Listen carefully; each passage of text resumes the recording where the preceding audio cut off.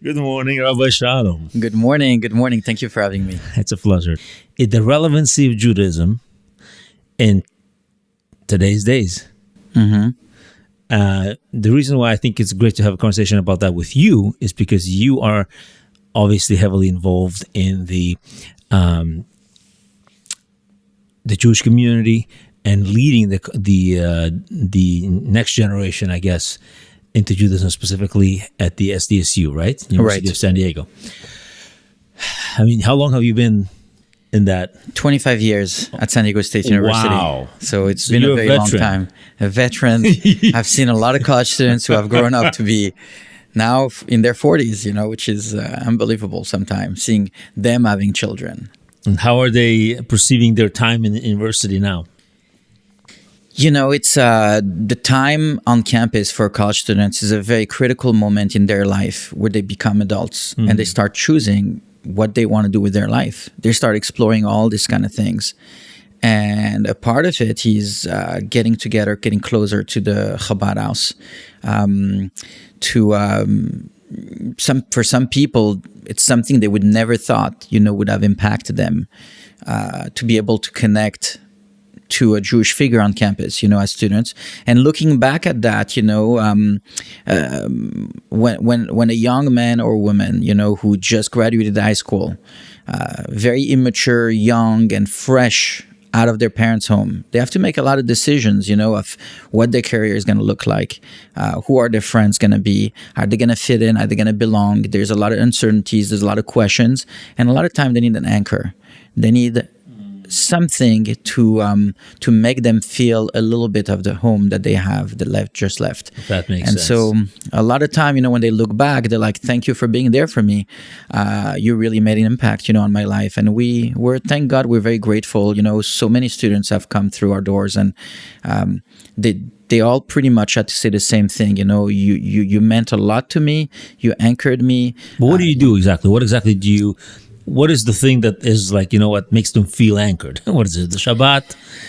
So, the Chabad House is basically a college program where we open our doors, my wife and I, and our children, to the students to come whenever they want. We just had somebody last night stopping by at like 8 o'clock at night, feeling a little bit lost, went through some kind of traumatic experience or something like that, and just came knocking on my door and saying he just wanted to talk and just wanted to spend time.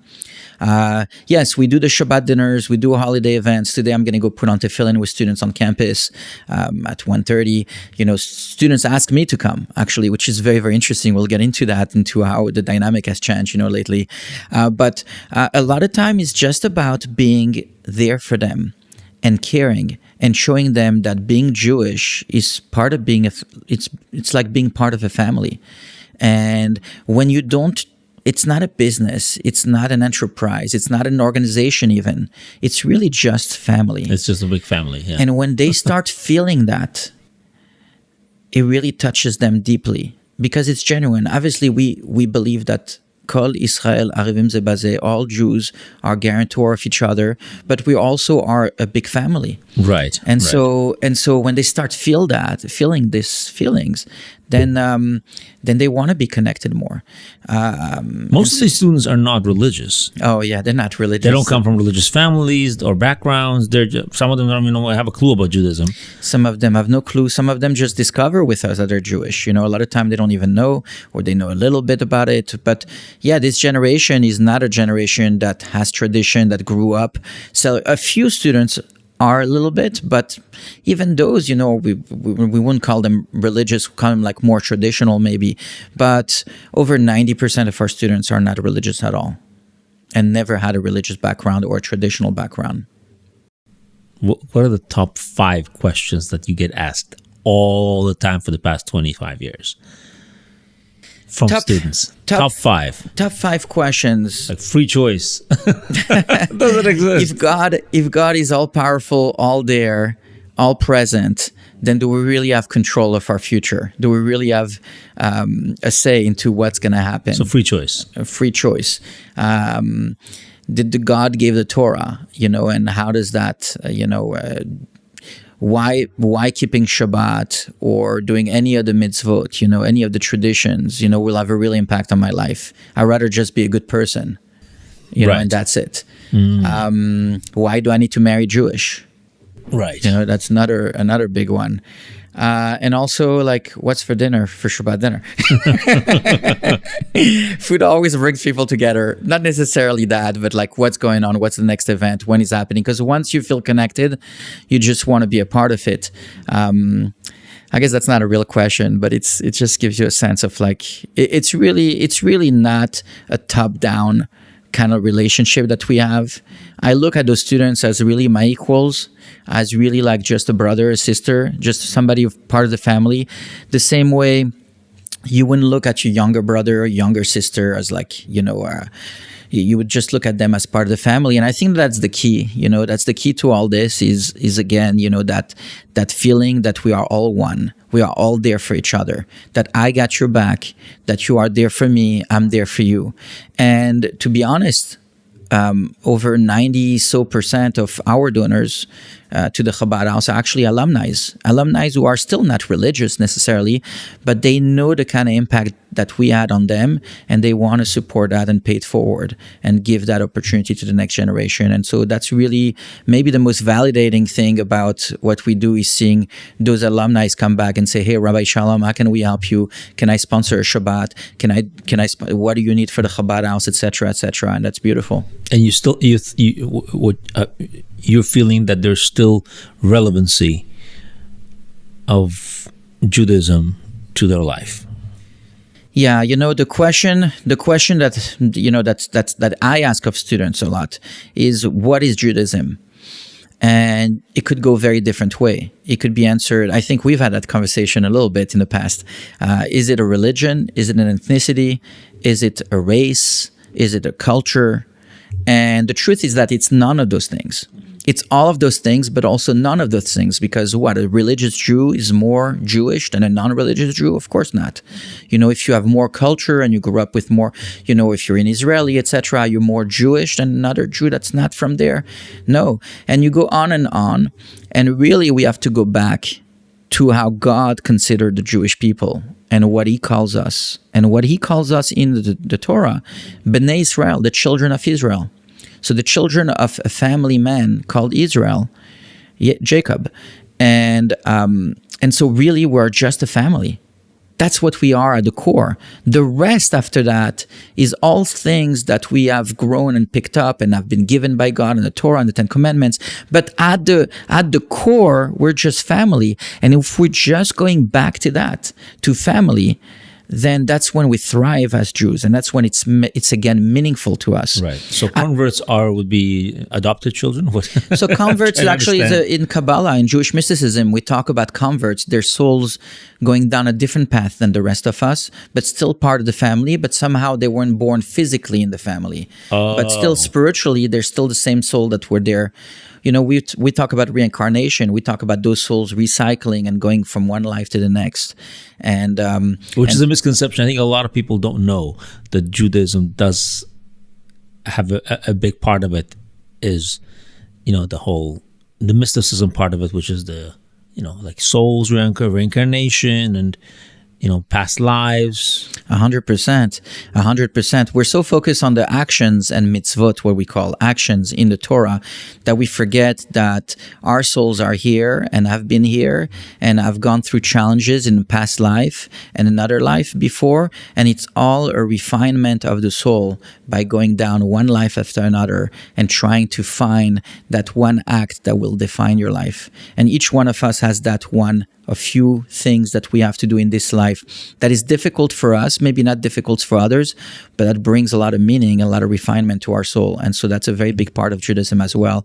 the reincarnation and everything else. And it's a beautiful thing when you have both, the culture, the heritage, and then there's meaning to that goes beyond, you could say, that this dimension in a way, where you see that, when you do an act of kindness, it transcends your soul generations. It's something that you've been waiting for.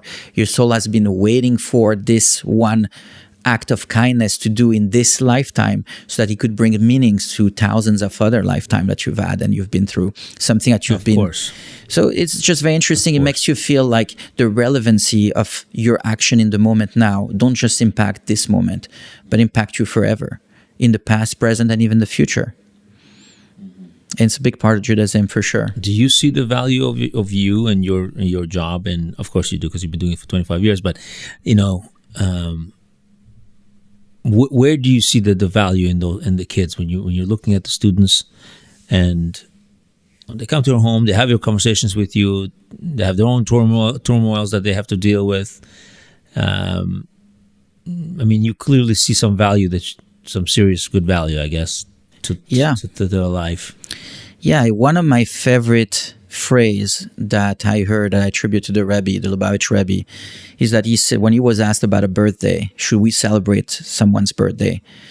The Rebbe answered, he says, of course, you should always celebrate someone's birthday, because your birthday is the day God decided that the world simply cannot go on without you in it.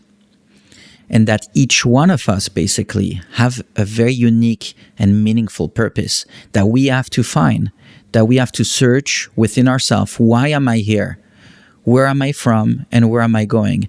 And I feel when we talk about impact with the college students, if I could help them find their own greatness, what they're good at through the Torah, through Jewish value, through their own heritage, something that's been passed down for thousands of years that we say is meaningful, not only for the past, but today as well. And you could find value in that. And then it could help you become a good person, somebody that spread goodness and kindness around, somebody that has an impact in the world to make the world a better place. If I could have a part in this, and I believe I do in small ways, then it brings meaning to my own life as well. I got an interesting question for you. Maybe it's a personal one, but what are some things that you yourself struggle with questions, specifically questions? Name the latest one you had with yourself. I'm curious. That you kind of like turmoiled with and you struggled with. And you say, you know what, I need to figure this out. Yeah, it's a very good question. It's a very good question. I grew up in France. And there was a lot of anti-Semitism in France. I was just in France last year, and I witnessed more anti-Semitism being there. And for a long time, I've questioned, why are we so hated? Why grow up in a place where I witnessed so many times where I've been called dirty Jew, etc. Why are we so hated? People say the chosen people, right? The Jewish people, the chosen people. And the truth is we're not better than anyone else. Yeah. So what are we chosen for? Just to be hated and to receive this amount of hate? And then you see it on campus even today. So for me, the question that I struggled for a long time is, why is it that the Jewish people is targeted, is attacked, is singled out, Israel being singled out, and now Israel being used, in a way as a form of anti-Semitism, targeting Israel. A lot of time, everyone has the right to criticize, but at the same time, sometimes it's criticism hiding itself, as anti-Semitism, or the vice versa. And so, that's one of the big questions, that I've had to answer. Do you have some answers? To yourself. You don't have to share if you don't feel like it, but what are some that you would say? I feel like maybe one of the answers is that there is balance in the world. There is gonna be, I do have some answers. It's maybe a little bit technical, but there is in the world, there is hatred that's created, and hatred has been created to balance the love, and you choose your side.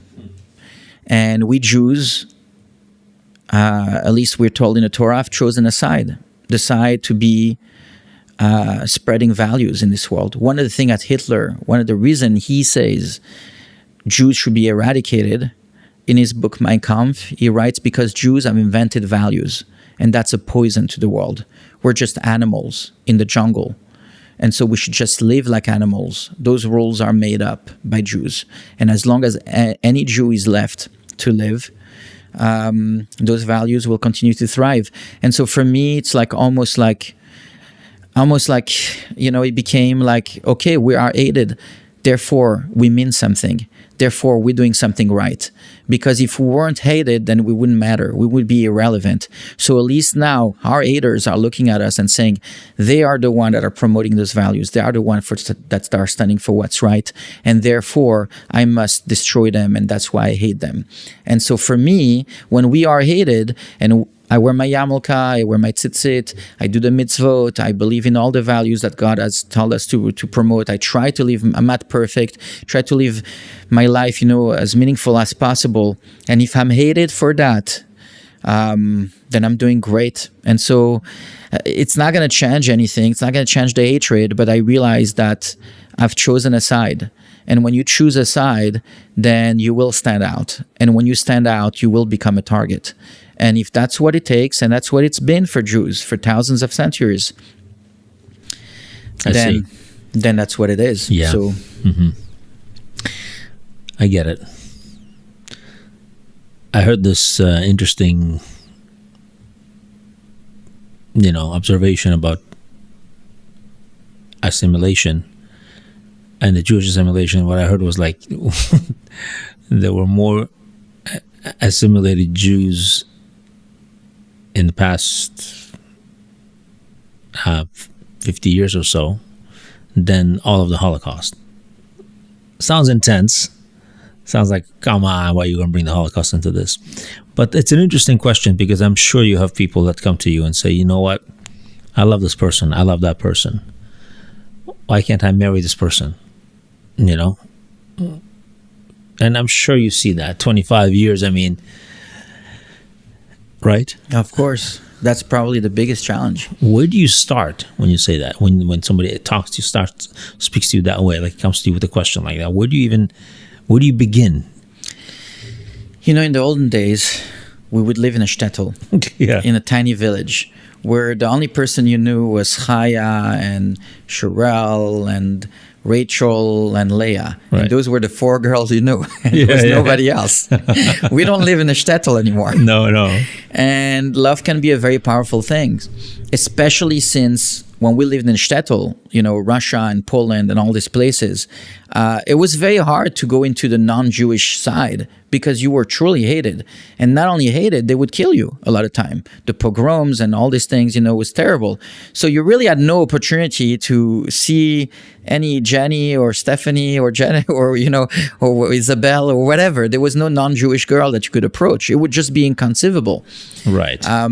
But now, the world has changed. And it became like this great melting spot, where basically look at America, everybody can mingle with each other, everybody could marry each other, everybody could go to school together, everybody could see each other and everything else.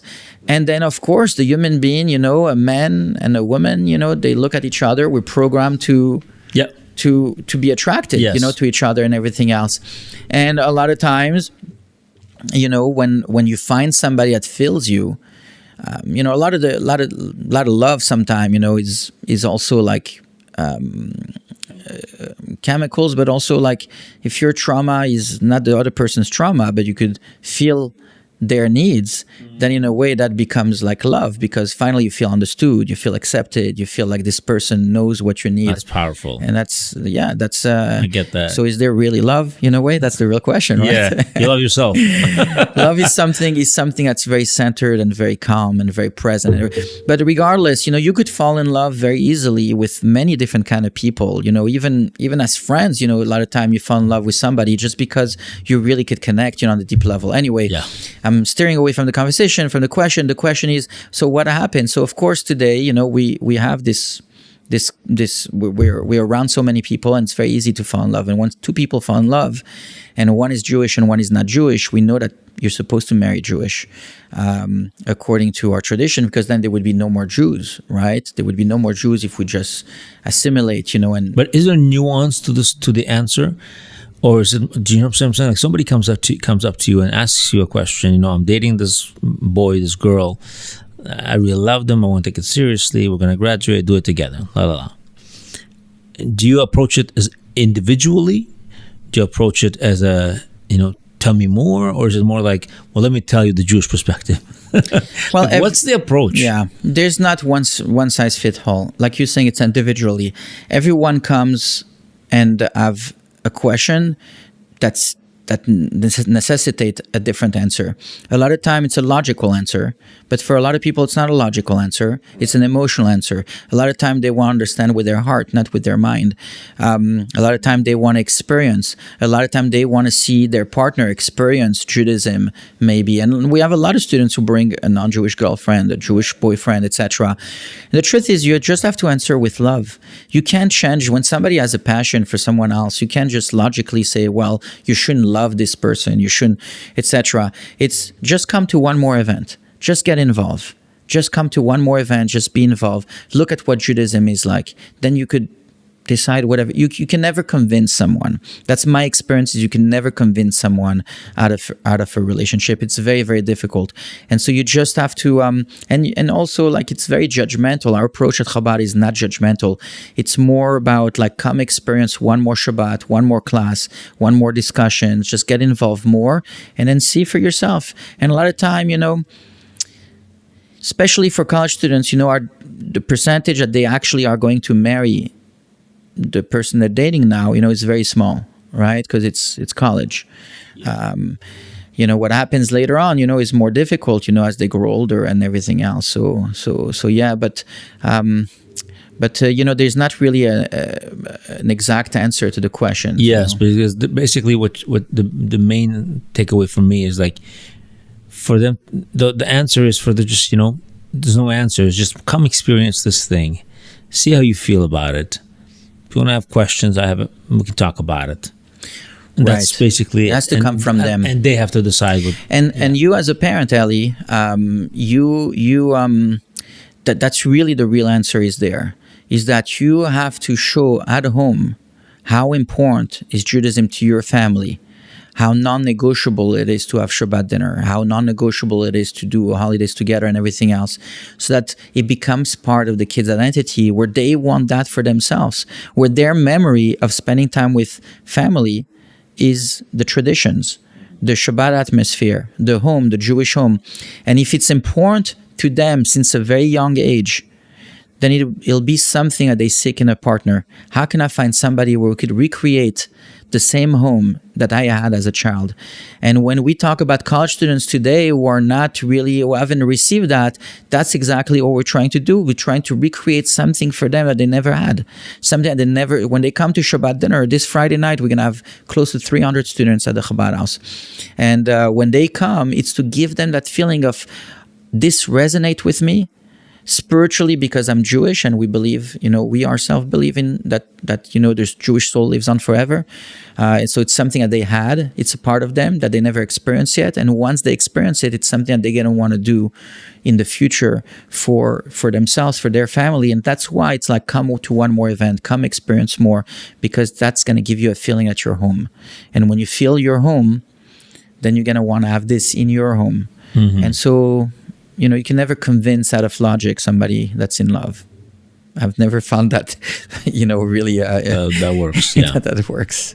I think the basis of Judaism is pretty much debate and struggling with the question, which yes. probably starts from Abraham's, the whole struggle, Yes. And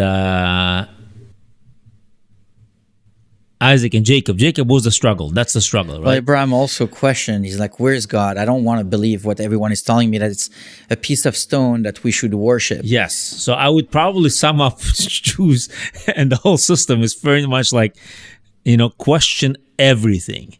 And there is, like I mentioned in another podcast I had here with a friend of mine, that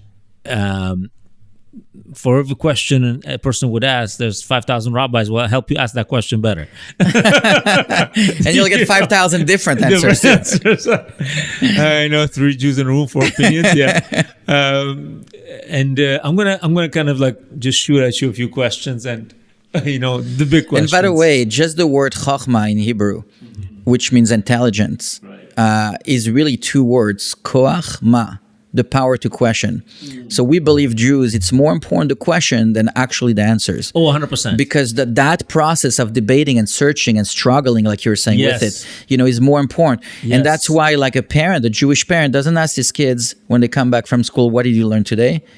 But they ask, what good question did you ask today? That's more important.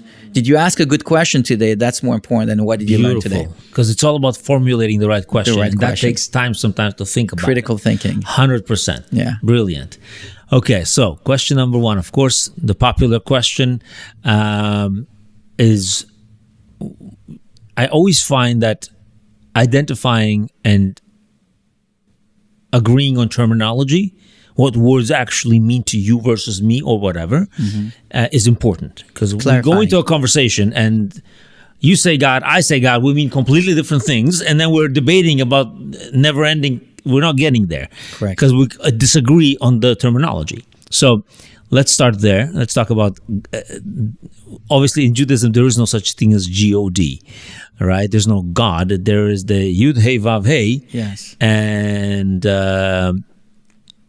even when the question is asked, Moses asks, what are you? He says, I was, I is, and I always will be. I'm a beer. Which is what Yud Kei Vav Kei is. Yeah. Right. Translation. Haya Ove Veye. Yeah, but how does that apply to me? How does that apply to my choices in daily life? You know what I'm saying? Because the way I'm thinking is like, you understand what God is to some extent. For example, take most religions. They use some form of, I don't want to say idol worship, a form that they can kind of like have a vision of, and then they say, they emulate, because it's an emulation. It says, God, be like me, right? Right. So if you're emulating a God, right, and you're saying, okay, I'm emulating Yud Hey Vav Hey, right? What are you emulating? Infinity? Because that's what it's claiming to be. So right. What are you emulating here? Well, what do you believe about it? What is your belief about that? My belief is that everything is God. Okay. And we have a spark of the infinite, which part of it, and that's how I explained it when I had this question, is like, if you look at it from form of like, God took, it's himself, it's not himself, but let's call it a light, but it's not a light, out of, created the space, the void, and created duality, right? Could duality create, hence why we have the yin and the yang and this whole concept of it all, right? Okay. So everything is God, but like, let's say this house is made of stone. Yeah. So everything is stone, Yes. let's say. But this stone has a consciousness or not? Does God has an intention? Yes. Okay, so it's not just something that exists. The reason why we say that is because we will exist. That's why we say that. Maybe it just happened, like, atheist or, agnostic will say that it's just like a snowball event that happened, that we just happen to exist. Well, there's no such thing. But you don't believe that? No, I don't have to believe. I don't believe in belief, first of all. For me, faith is kind of like it's an abstract word that I don't understand. But you believe in God, that's itself. But it's not a belief. So what is it? It's either I'm aware of reality, because when I'm looking at it, so I said to one of the podcasts, like, if you say, I'm always bringing Judaism because a lot of my precepts and my concepts and principles come from there, right? And because I would analyze different concepts in different religions, and I would be like, I like this one, the answer. So the answer, for example, damn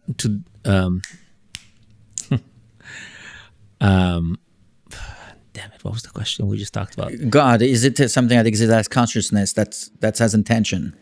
Yes, it has. Do you believe that this is an entity that basically makes decision and has intention and creates, I guess, operates in some fashion? So why I don't believe that a true scientist would say it's just haphazardly happened, because everything, when you study it, I mean, just you, again, the being experience, being a being, and the experience of you're experiencing the world in patterns.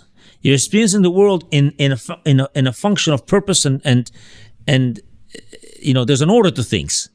So you're sitting there creating lack of order or whatever, out of nothingness or whatever you want to call that. It doesn't make sense to me. To me, makes sense is like, you are experiencing the world in a purpose. You are. Everything you do has purpose. So how would you come to the conclusion that the bigger picture of it all has no purpose? It doesn't make sense. What do you know that exists in this planet that doesn't have a purpose? Name one. None. So if that's the case, the argument is very simple. From the small to the largest has a purpose and has a direction. I mean, that's the argument. That's why I'm saying that God it's a logical argument.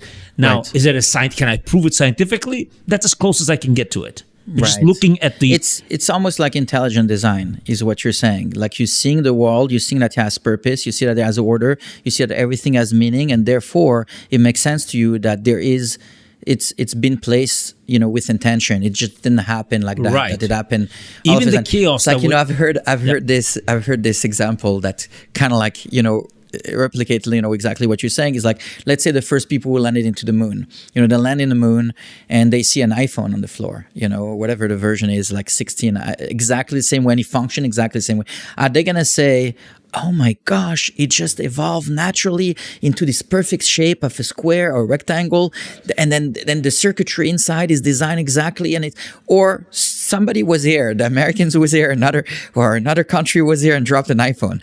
What's more likely to happen? And what you're saying is that you look at the world and you look like it's so perfect, our distance from the sun, and and all this kind of things, the chemistry of everything, how it's so balanced and perfect, and you're gonna sit here and tell me it just happened by chance, and you're saying, well, I don't believe that. I believe that it's most likely, the more likely answer is that there is somebody, there is a God, there's somebody who created and put things into motion. Yes, the only problem with that analogy for me, for people, is when you give an example of a human being creating an iPhone or a washing machine, and they right away associate God as a human being creating something.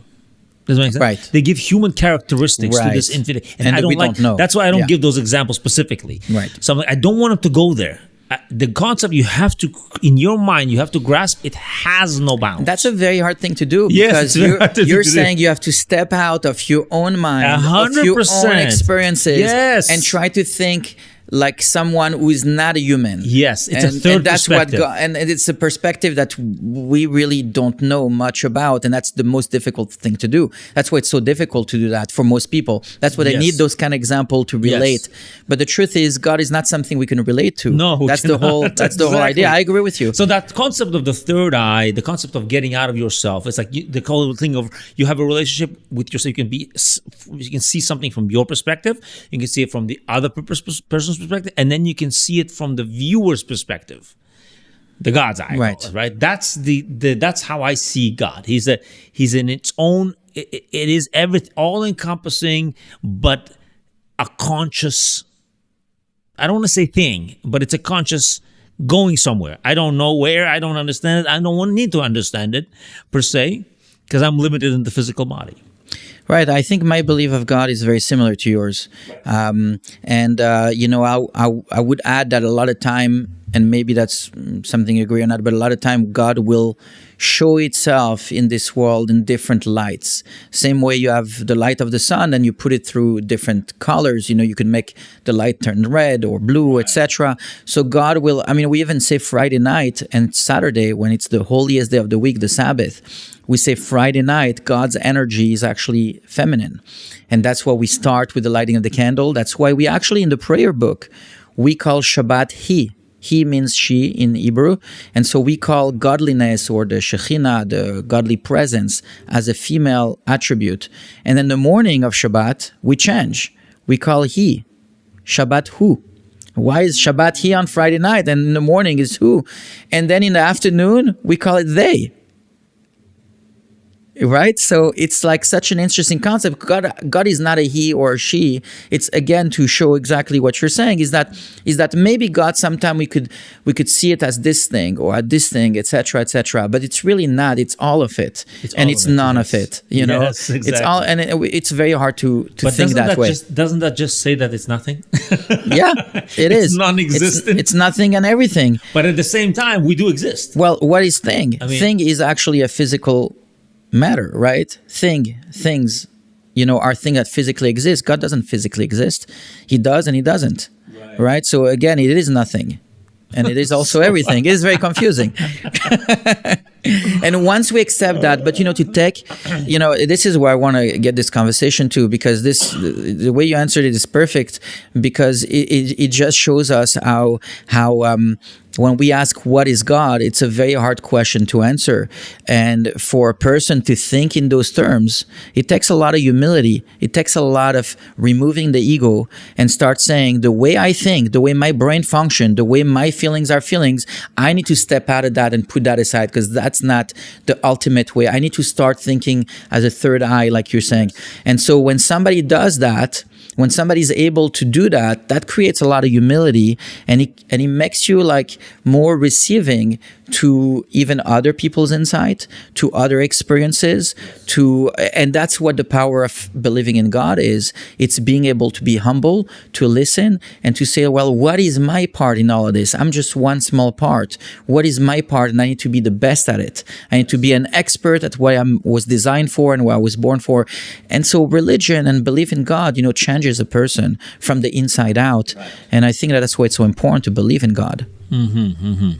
Or believe in Elohim, or believe in however we want to call it. Okay, so now that we've identified what it is and it isn't, and we still don't understand what it is, but we're not going to understand. So how, if we don't really and truly understand, we can how I said that, we just study the animal kingdom and the world we're in, our existence, and from there on kind of make educated decisions. But I do think that there's a psychological, emotional, and physical freedom in seeing the world from a third perspective. Yes. There's a massive amount of freedom to go and think about things without being, I'm hurt, or I'm this, or I'm that. You're more free. Yeah. Yeah. So how does this apply to decision making? For instance, you're going to talk about the purpose of life or free choice. A lot of these key questions that people ask. How do you take that now what you understood about this Yud Hey Vav Hey? How do you take God's perspective and say, how do I answer these questions from understanding now that I understand this?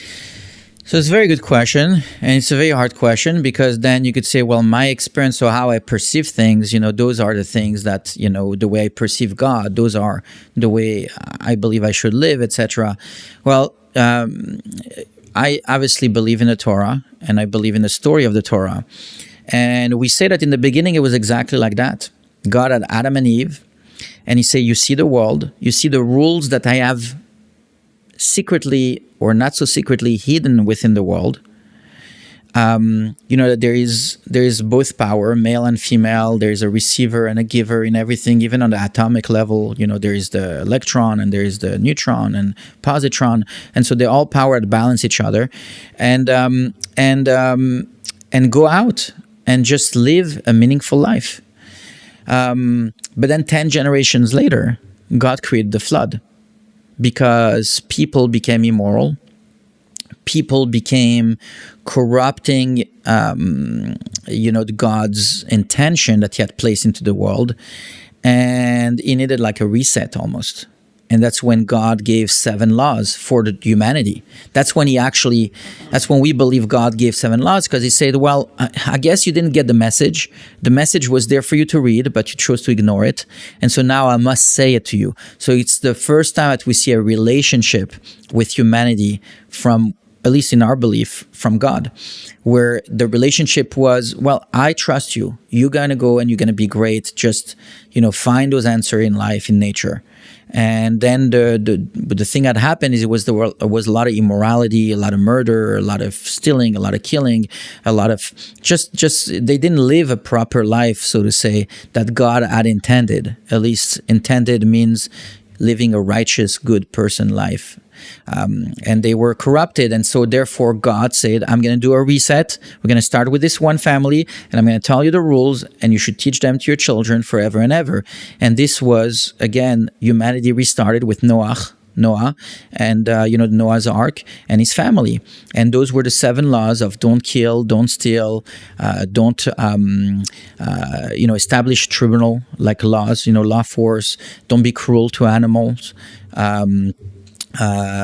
don't commit adultery, don't commit idolatry, and the last one that I'm missing is believe in God, actually. So this is very interesting. Okay, so I think that on our first topic, I don't think there's any religion that disagrees, or philosophy, or I think when I talk to most people, if I describe what I described to you in the beginning, you see, even you agreed with what I said, and Yes. I agree with you. Yes. It's when you start going into the different experience of the humankind, of the different cultures and everything, and they're bringing in their stories. There's a lot of overlap in the stories. They're very similar. The one that will save us, and all these stories that pretty much repeat. The Messiah. Yes, they repeat across most cultures because there are fundamental human characteristics that repeat themselves, like greed, okay? Right. And envy, and those things that are just characteristics that we keep stumbling on. So they're there across societies, okay? But the way people present them in the different books, right? Vary. Right? This guy talks about Krishna, this guy talks about Moses, this guy talks about Muhammad, whatever, right? Everybody brings in their little package of the same concepts, very similar concepts.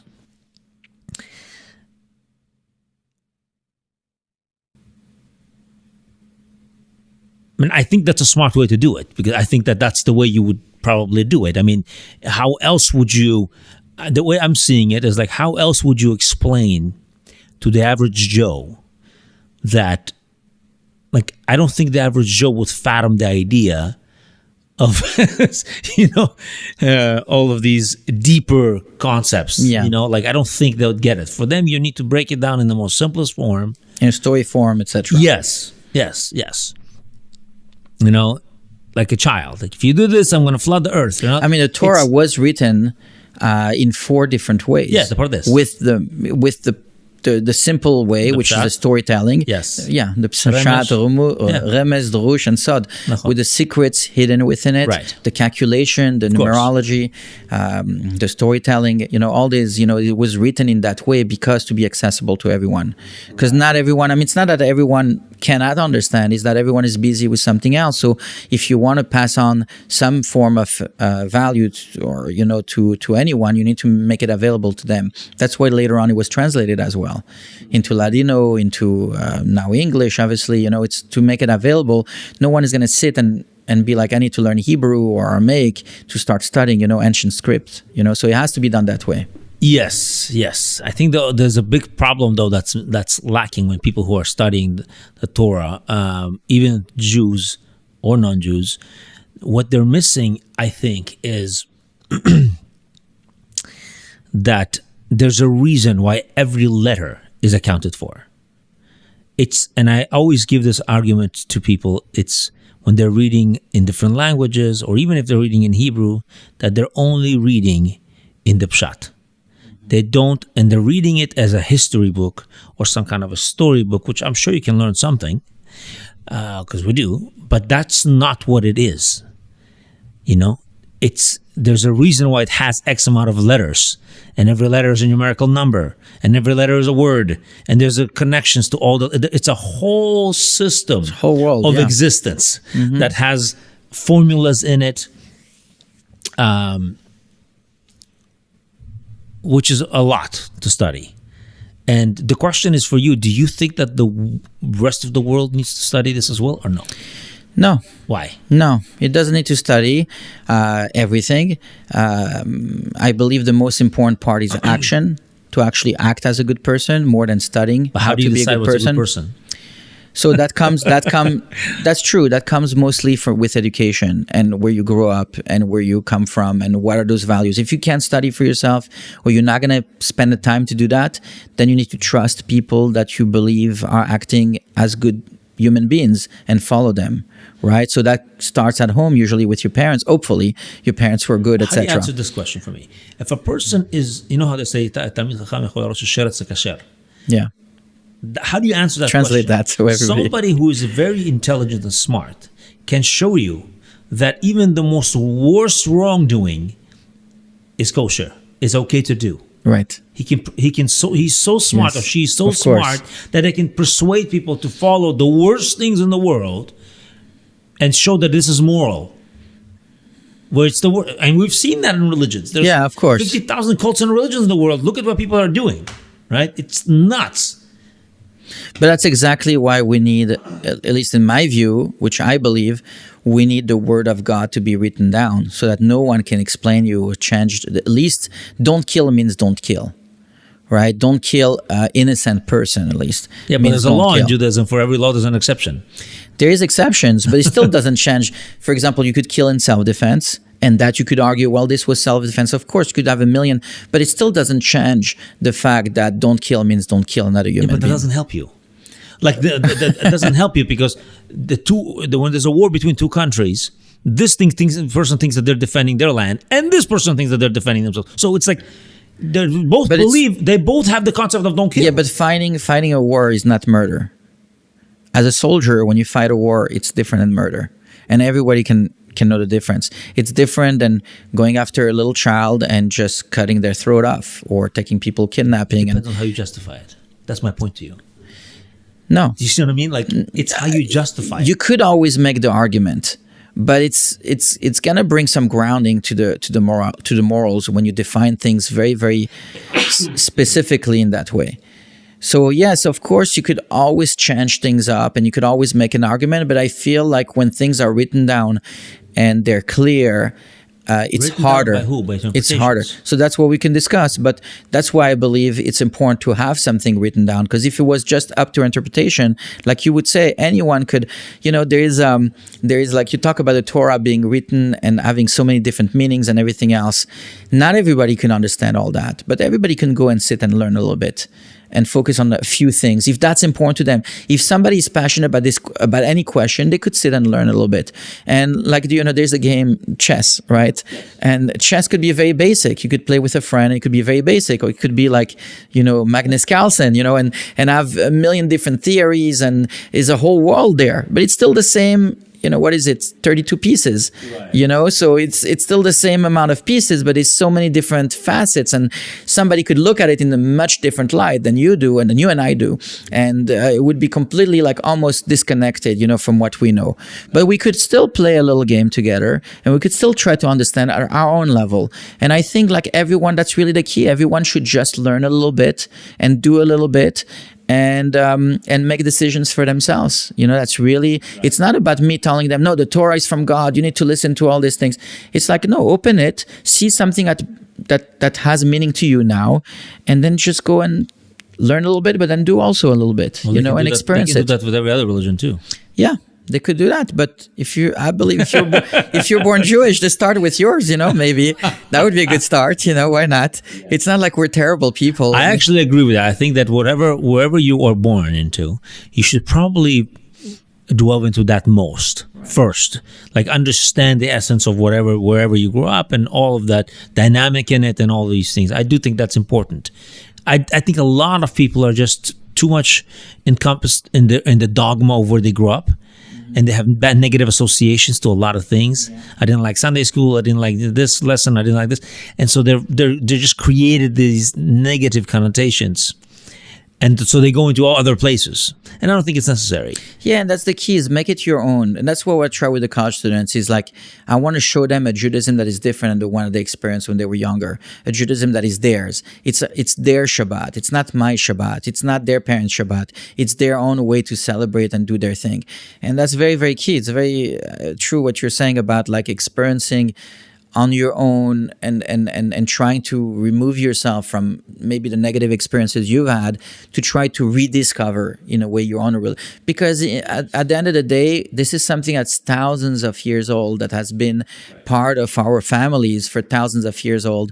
It has to mean something to you, and so on. So you don't have to learn it from anyone else, but just start doing it yourself and go and just have a new experience on your own.